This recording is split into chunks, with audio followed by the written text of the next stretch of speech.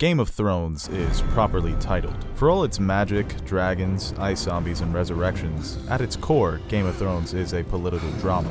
And for the 7 major houses, it truly has been a Game of Thrones, with each house staking their claim to their individual slice of the 7 kingdoms. But for Petyr Baelish and Lord Varys, it's been a game of shadows. But what do we have left once we abandon the lie? Chaos.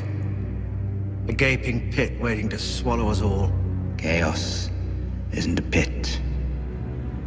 Chaos is a ladder. When playing the Game of Thrones, attributes such as knowledge, cunning, and ambition are the determining factors of one's success. Lord Petyr Baelish has an abundance of all 3. No character throughout the entire series has been able to play the game quite as well as Littlefinger. His vast knowledge and ability to manipulate the other players enables him to orchestrate a series of events in which he is able to take complete advantage of. Everything that Littlefinger does is thoroughly thought out and planned with everything accounted for. If something unexpected happens, Littlefinger's ability to adapt and adjust is second to none. To understand what drives Petyr Baelish to such depths, look no further than his upbringing, and more importantly, how he was perceived by the Highborn Lords. Littlefinger came from a small house, but was fostered at Riverrun due to Petyr's father's relationship with Lord Hoster Tully, whom he served during the War of the Ninepenny Kings. It was during this time he met Catelyn, Lysa, and Edmure Tully. Edmure nicknamed him Littlefinger due to his short stature and place of birth on the Finger Peninsulas. Littlefinger began to fall for Catelyn, and he was determined to be with her, even though he would never be considered as a suitable match for someone so highborn.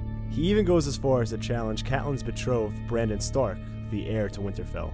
This proved unwise as he was badly beaten and Catelyn had to beg Brandon to spare his life. After recovering from his near-fatal wound, Littlefinger was sent home to the Fingers. Brandon Stark was later killed by the Mad King, Aerys Targaryen, and Catelyn would go on to marry his brother, Ned Stark.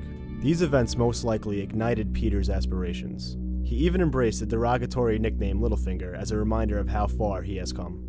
After the events of Robert's Rebellion had concluded, Lysa was wed to Jon Arryn, Lord of the Vale. Lysa was always in love with Petyr, and he used this to manipulate her. Lysa convinced Lord Arryn to take Petyr into his services, and he was eventually named Master of Coin. From here, he begins to build his wealth, which to him equals power. It is also during this time that Littlefinger begins bleeding the crown financially, as part of his greater plan of chaos to which he can exploit.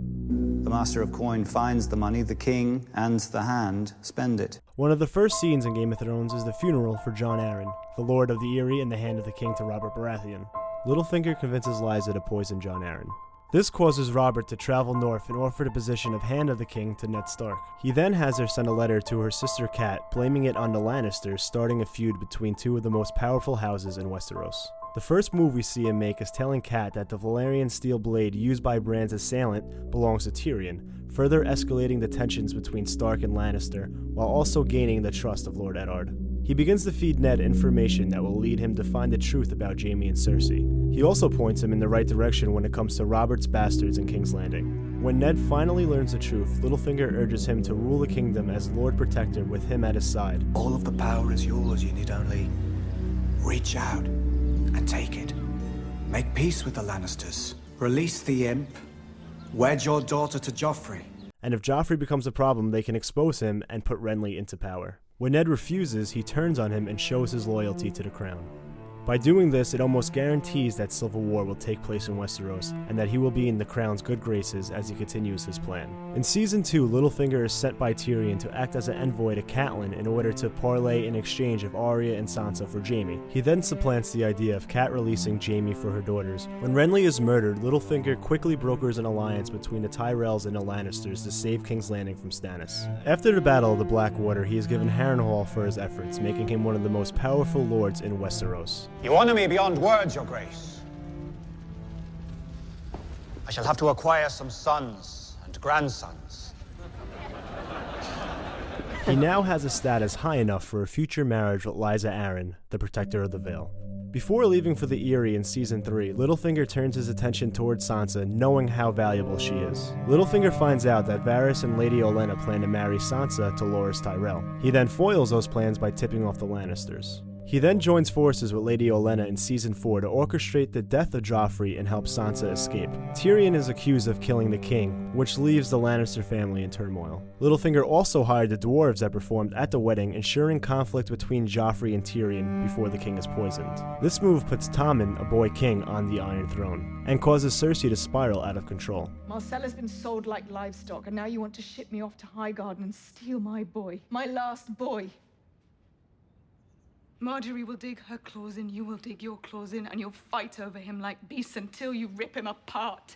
I will burn our house to the ground before I let that happen. This also takes Tyrion out of the fold, thus freeing up Sansa to be wed. He smuggles Sansa out of the capital and brings her to the Vale. Back at the Eyrie, Littlefinger begins his mentoring of Sansa on how to play the game, and rids himself of Lysa Arryn by throwing her off of the Moondoor. Littlefinger is now Lord Protector of the Vale, Lord of Harrenhal, while still holding the key to the north, setting him up as one of the most powerful men in the kingdom.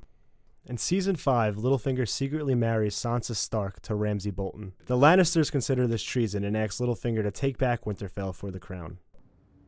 And if you succeed? Name me Warden of the North. Littlefinger is forced to change his plans in Season 6 when Sansa Stark escapes from the Boltons and reunites with the resurrected Jon Snow at Castle Black. Instead of taking the north from the Boltons, Littlefinger must now convince Robb and Arryn to align with the remaining Starks in their quest to take back Winterfell from the Boltons. He succeeds, and the Knights of the Vale prove to be the deciding factor during the Battle of the Bastards. The Starks take back Winterfell, and Littlefinger's goal of taking the Iron Throne hinges on the newly crowned King in the North. Okay. Good job. But let's talk about the real puppet master. Lord Varys is arguably the most mysterious player in Game of Thrones. His official title is the Master of Whisperers, though he is disparagingly referred to as the Spider due to his vast network of spies and informants that span across 2 continents. In contrast to his malevolent counterpart Peter Baelish, Varys doesn't play the game for himself. He plays for peace and stability in the realm, and claims to be the one person with power who actually fights for the innocent.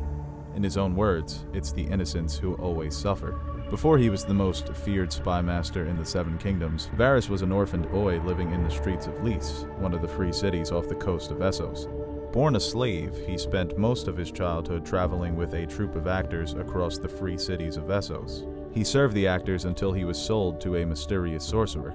During one of the sorcerer's magical rituals, Varys essentially became the sorcerer's guinea pig. He was given a potion that made him unable to speak or move, but he was fully aware of what was happening. He was effectively paralyzed, but he could still feel the pain. The sorcerer emasculated Varys and left him to die in the streets of Lys, but Varys was determined to live. He began begging, stealing, and selling his body to survive, and quickly became an exceptional thief. After starting a pickpocket business with his friend Illyrio Mopatis, he learned that information is the most valuable commodity. Together, they founded a group of spies that Varys would later refer to as his Little Birds. As his reputation grew, he eventually found himself as a member of the Small Council to King Aerys Targaryen II. In Season 1, Episode 5, The Wolf and the Lion, it is revealed that Varys has been secretly planning to restore the Targaryen dynasty with the help of his friend, Illyrio. Illyrio is a wealthy and powerful trader that operates in the free city of Pentos, and he was secretly housing the Targaryen siblings, Viserys and Daenerys, for several years. Illyrio was the one who successfully arranged the marriage between Daenerys and the Dothraki horse lord Khal Drogo, thus granting the Targaryen siblings the army they would need to invade the Seven Kingdoms. Illyrio warns Varys that they must delay the conflict between the Starks and the Lannisters that was instigated by Littlefinger. But it is too late, and the war between the North and the South presumes without a Targaryen invasion. While the War of the Five Kings wages on in Westeros, Varys employs his vast spy network to keep Daenerys safe in Essos. He also advises Joffrey to blame Barristan's Selmy for King Robert's death, knowing that Barristan's pride and honor would lead him to join Daenerys. Tyrion tells Daenerys in Season 5 that Varys is probably the main reason that she was not assassinated by Robert Baratheon. After Tyrion is named Hand of the King in Season 2, Varys gets the upper hand on the young Lannister by discovering his secret concubine, Shae. Initially, he uses Shae as leverage over Tyrion, but he soon learns that Tyrion would make a better ally than a foe. The two characters gradually form a partnership. With Stannis Baratheon on the verge of attack, Varys helps Tyrion plan his ingenious defense of King's Landing, while also relaying rumors of Stannis Baratheon's conversion to the Lord of Light. After the successful Lannister victory at the Battle of the Blackwater, Tywin returns to the capital and Tyrion is no longer Hand of the King, and Varys must now strengthen the chance of a successful Targaryen invasion without the help of his powerful ally. One of his first moves is to convince Ross, one of Littlefinger's prostitutes, to secretly spy on Littlefinger. Ross agrees to this arrangement and eventually warns Varys of Littlefinger's plan to remove Sansa Stark from the capital and take her to the Vale. Now Varys has a similar plan with Sansa in mind. He wants to unite both House Stark and House Tyrell against the throne, thus keeping the peace until Daenerys is ready to invade. He attempts to arrange a marriage between Sansa Stark and Loras Tyrell, but his plan is thwarted by Littlefinger. By the beginning of Season 4, Varys is reluctantly forced to change his plans when Tyrion is accused of murdering King Joffrey. He knows that Tyrion did not kill the king, but he will be executed all the same. Varys also knows that Tyrion is too valuable to let die, and would make a great ally to Daenerys. When Varys is ultimately called to testify at Tyrion's trial, he gives a damning testimony and provides convincing evidence of Tyrion's apparent guilt, strengthening the case against Tyrion and guaranteeing his execution. Of course, this was all part of the plan. The night before Tyrion is supposed to be executed, Jaime and Varys smuggle Tyrion to safety and set him on a boat to Essos. But before Tyrion escapes, he finds his lover Shae sleeping in Tywin's bed. Enraged by Shae's betrayal, Tyrion murders his father. In a matter of minutes, Varys drastically improved the chances for a successful Targaryen invasion, 2 birds with 1 stone. With Tyrion's escape and Tywin's murder, the Lannisters' position was severely weakened. They lost 2 of their most important and skilled players, 1 to the enemy and 1 to death. Tyrion would go on to become Hand of the Queen to Daenerys, and Tywin would go on to really fart himself to death. Little nod to the book readers. In Season 6, now openly working for Daenerys Targaryen, Varys and Tyrion work to stabilize Meereen and secure Daenerys' hold on Slaver's Bay. Varys discovers that the Masters of Astapor, Yunkai, and Volantis are funding the Sons of the Harpy, and Tyrion successfully negotiates a truce between the 4 great cities. Varys then leaves Meereen to forge a Martell-Tyrell-Targaryen alliance, leaving the Lannisters completely isolated by the start of Season 7. Varys has perfectly positioned himself and his allies to conquer the 7 kingdoms and ultimately bring peace to the realm, the one and only thing that Varys claims to fight for. So I think we can both agree. I think Varys is the better player. You think Littlefinger's the better player. But we can both agree that they're the 2 best. Out of all the characters we've seen on Game of Thrones, they've had their hands on mostly everything that's happened. What sucks about Season 6 and now moving forward is that we don't see them together anymore. Those are some of the best scenes of the whole show, them conversing. And that's one of the better changes from the books to the show, as them conversing and having more of a relationship together. Yeah, I think it would be interesting to see a Littlefinger point of view chapter, but not Varys, because still nobody knows what he's thinking. If we knew what Varys was thinking, it would take away from that mystery. A Littlefinger point of view chapter would be just all over the place. Just over-analyzing every situation and trying to go. Varys would just be quiet. Just it'd be a line every. It would just be Varys, and then the next chapter right after it. Just him silently thinking. So if we go to their upbringings, I think Varys' ascension to the small council is more impressive, because Varys was born with nothing. He was born an orphan in Lys. He basically had to fend for himself, and the fact that he became such a reputable spy master that he was able to ascend to the small council, I think Littlefinger got a little lucky being born in the Fingers. Well, I think both of their ascensions they're very impressive, but what's the most impressive thing about them is they both developed a particular skill set that helped them elevate to that position. Where you have Varys, his ability to survive, and by surviving on secrets and information, which piqued the interest of the king. Where Littlefinger he knew he had to play the game to build relationships and know people and play them that way. That's how he gained his position on the small council. The most important relationship in Littlefinger's life was the relationship between him and Lysa Tully. That he unknowingly developed the most valuable relationship to himself as a child. He never could have foreseen the fact that her obsession with him would be so important in his plans. That's why I say Littlefinger was a bit more lucky than Varys, because Varys had to start playing the game earlier. His father is best friends with Hoster Tully. He agrees to take in Littlefinger at his home, And then he develops these relationships with these two extremely rich and powerful women. They shaped him. It could have been all well and good. They could have been friends, and he could It's have the had... events that happened at the Riverlands that made him so hungry for power. The thing that I think drove him the most crazy was he was unable to be with Catelyn because he was so lowborn. Now, And do you think he really loved her? Because I feel like in season 2, when he goes to see her, I don't Stormlands, think he loves her anymore. Right. I think he did, and that experience and the fact that he couldn't marry her drove him that development as Littlefinger. It really we know shaped today. what he is. Yeah, right. It Yeah. shaped him. But then, going to season 1, the fact that he understands that Lysa's obsessed with him and will basically do anything that he says to kill Jon Arryn, to bring Ned to the south, it was just perfect. The whole season 1 is his doing. He basically could have been a writer on the show. They could have credited Peter Baelish because he basically pushes every button right. He's basically the writer of the whole tells I mean, he convinces tells Catelyn that it was Tyrion's dagger, furthers the conflict, has Lannister and Stark at their throats. One of the best things he does is the way he reacts. He's fine. I think he truly is fine with Ned staying alive. No matter what Ned does, he becomes better off. If Ned does do what he did, he betrays Ned and he's in good graces with the Lannisters. If Ned does follow Littlefinger's advice and becomes Lord Protector to Joffrey, Littlefinger's right there with him. The biggest mistake that Ned made was probably not trusting Varys over Littlefinger, because I think Varys truly, if we are meant to believe now that Varys truly wants peace and stability in the realm, then that was the person to go with. Varys always says nobody trusts the eunuch, because Varys is so mysterious.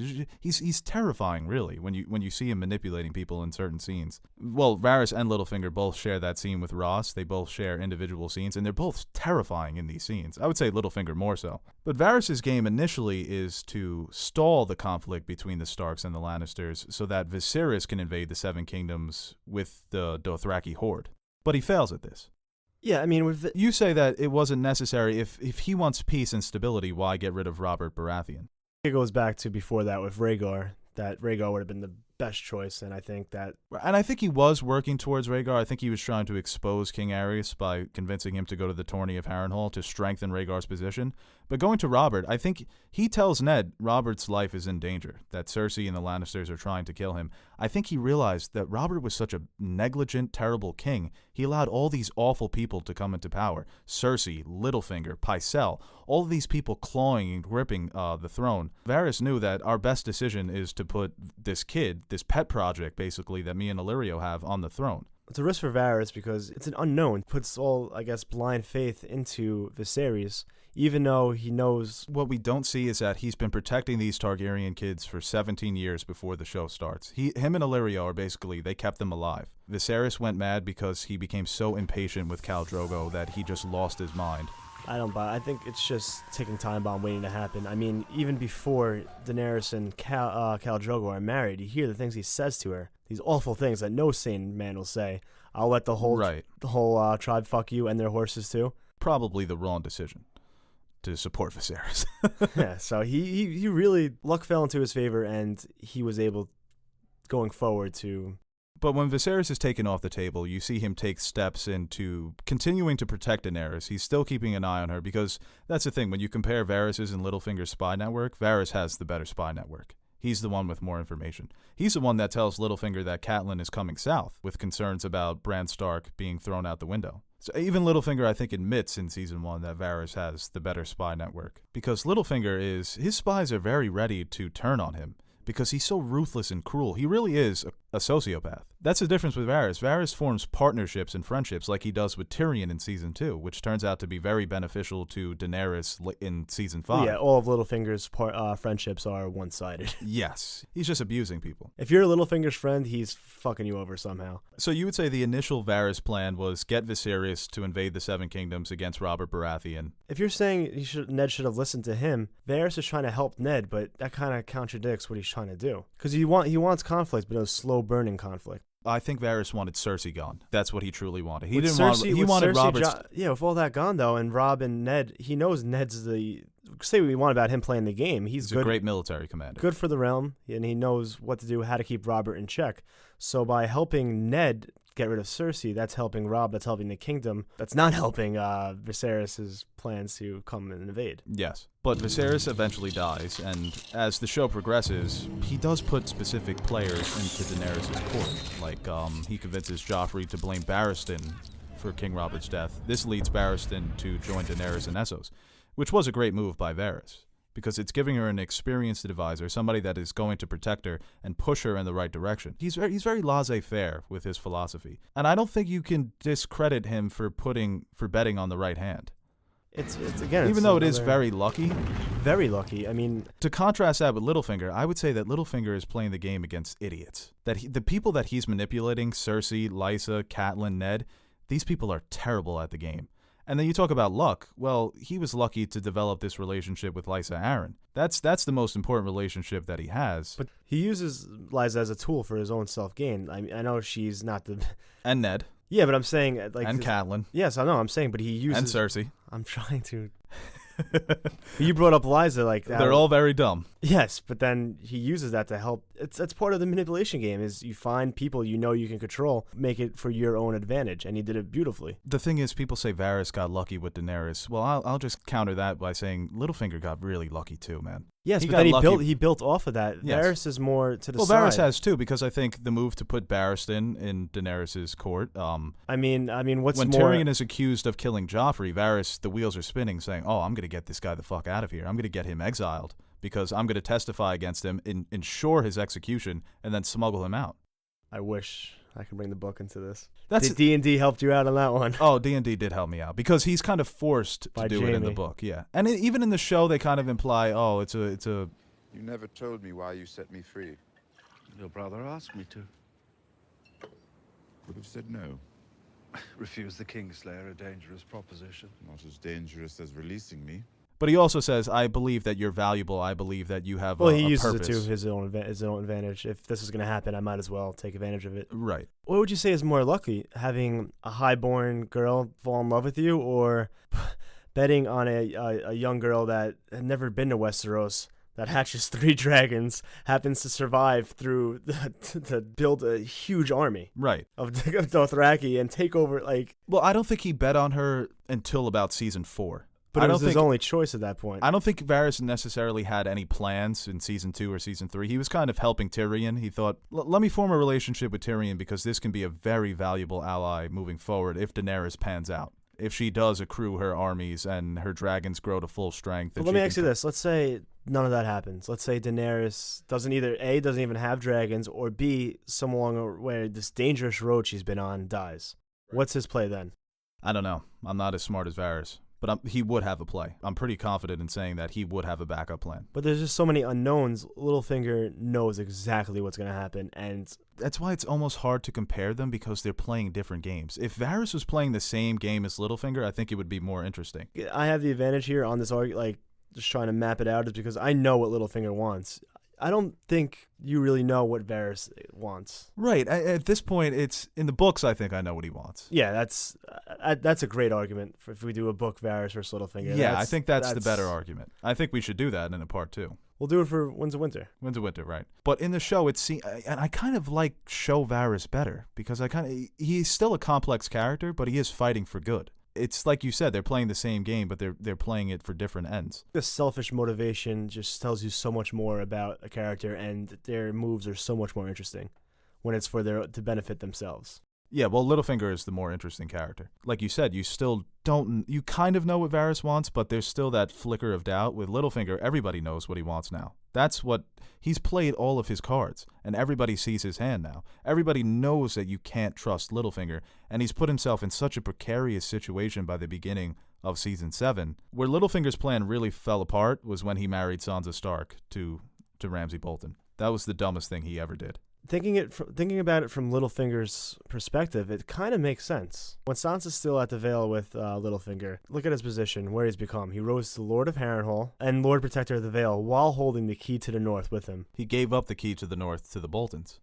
Well, yes, I think there's 2 different ways you can look at it. I mean, I guess, obviously, he didn't see Jon coming down south, but it's impossible. His whole plan was, I'm going to marry Sansa to the Boltons. Then the Lannisters are going to think the Boltons committed treason by marrying Sansa Stark, because she was still married to Tyrion. So then Cersei gives Peter Baelish the leave to invade the North with the Knights of the Vale, and then he'll be named Warden of the North. That was his plan.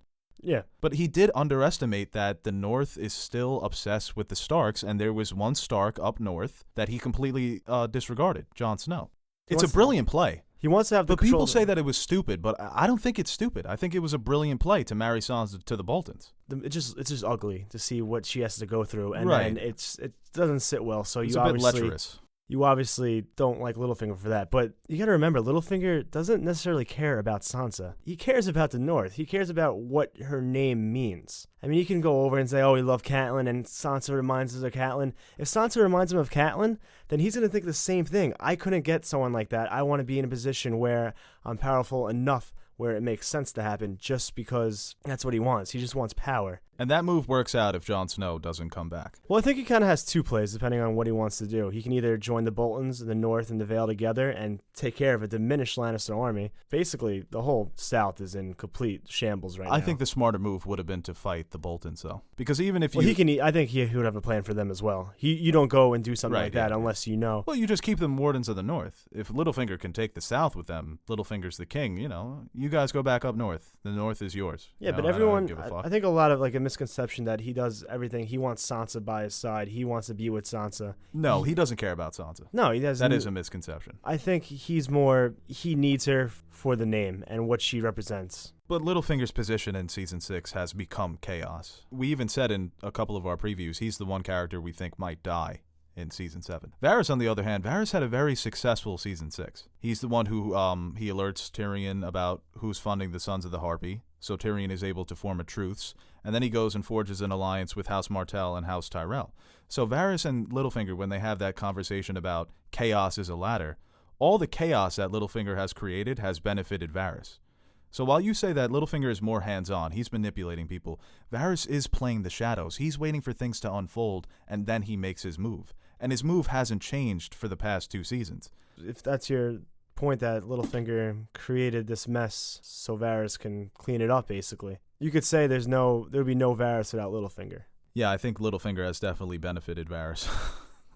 I know, but without Yes. I'm just saying, without Littlefinger, you can argue that Varys might have botched the whole thing. No, I think it would have been... If the plan if Littlefinger didn't escalate everything and he waited in his plan and he bet on Viserys and they had the slow burn, they had time to help build not necessarily have to rush to Westeros, Viserys might still be alive, and then we all know that would have been a terrible choice. There's no dragons, there's no Daenerys, there's just Viserys. Varys is high risk, high reward. Littlefinger is he's basically making it up as he goes, and he's brilliant at doing it. Like you said, the Littlefinger always has a backup plan because he spreads his cards, he spreads them thin. If one plan doesn't work, he can just go to another plan. The Varys he's got one plan. He's got one plan that he's had for a couple of seasons, and it worked out. Start of Season 7, it appears Varys is in a better position. I'm just saying, just the way they played a game throughout the entire series, Littlefinger, I think, played the better game. He was more hands-on and had potential to rise to the top, where Varys... Yes, he got very close. Yes, rise to the top or die trying. Where Varys is more hands-off and a lot of luck to do with it. Completing his plan until Daenerys burns down the whole country. Well, in the show, I don't think he'll become king. I think in the books, there's a very good chance that he can become king. I really do. That he's the one sitting on the Iron Throne when Daenerys comes. Even if he gets the Iron Throne for a second, he won. Will have won. Yeah, he won. But I think we can both agree that Tywin is the best player in Game of Thrones. So all in all, these are the 2 best players in Game of Thrones. You can really say it's a show about them. I mean, if you break it down, they really manipulated everything in the show that's happened so far. It'll be hard-pressed to find an event that wasn't indirectly caused by either Varys or Littlefinger. Comment below, tell us who you think has played the game better. Varys, Littlefinger. I personally think Tywin is better than both of them. Have you ever read the theories that Podrick is really pulling the strings? Yeah, I think that